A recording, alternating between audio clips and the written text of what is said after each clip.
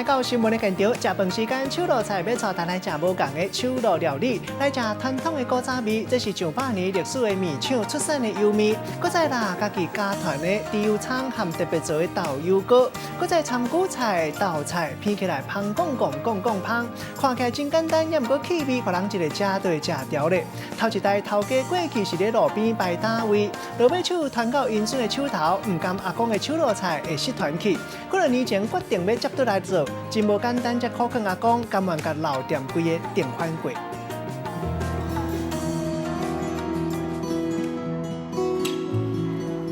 每一杯面入去切仔内底，下落滚水沙，轻轻啊切规个啊，就会当甲面糊起来。较一时啊，特别做油膏入去，去浇猪油葱，就随会当片到油葱的香味。哎，你好，干面干板条。通常我们吃这个面呢，我们先闻一下这个味道，先闻这个香的味道之后，再把它拌开来。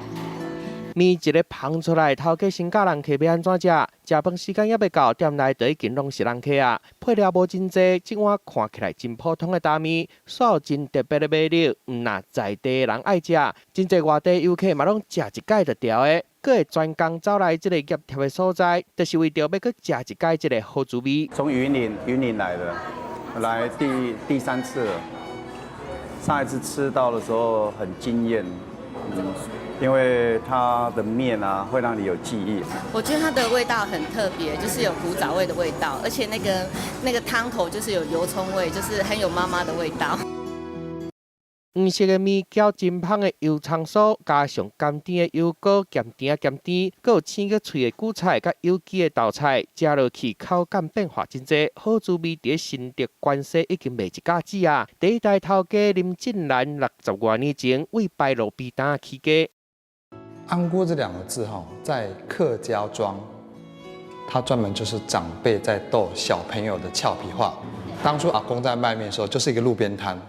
没有招牌，那没有招牌呢？阿公又很喜欢逗小朋友。每次小朋友来的时候，安菇，那小朋友想到要吃面的时候，就会跟爸爸妈妈讲说：“我要去安菇阿公那边吃面。”好滋味传3代，含煮面的家师嘛真讲究。第3代头家林基祥坚持用阿公迄个年代用竹米仔做的切仔来煮面，安尼才会当甲面的香味保留落来。我发现竹篓煮面。让面会比较 Q， 而且呢，吃起来的味道比较清香，就是我相信当初阿公坚持一定要用竹篓煮面的原因。用心做料理，得到人客肯定，林基祥嘛学到阿公招待人客的热情。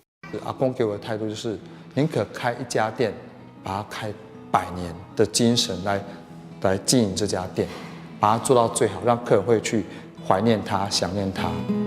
林基祥继承的唔那是阿公的手艺尔，更有阿公拍拼的精神。伊要继续用一碗简单的大面，甲人讲伊甲阿公的回忆。记者综合报道。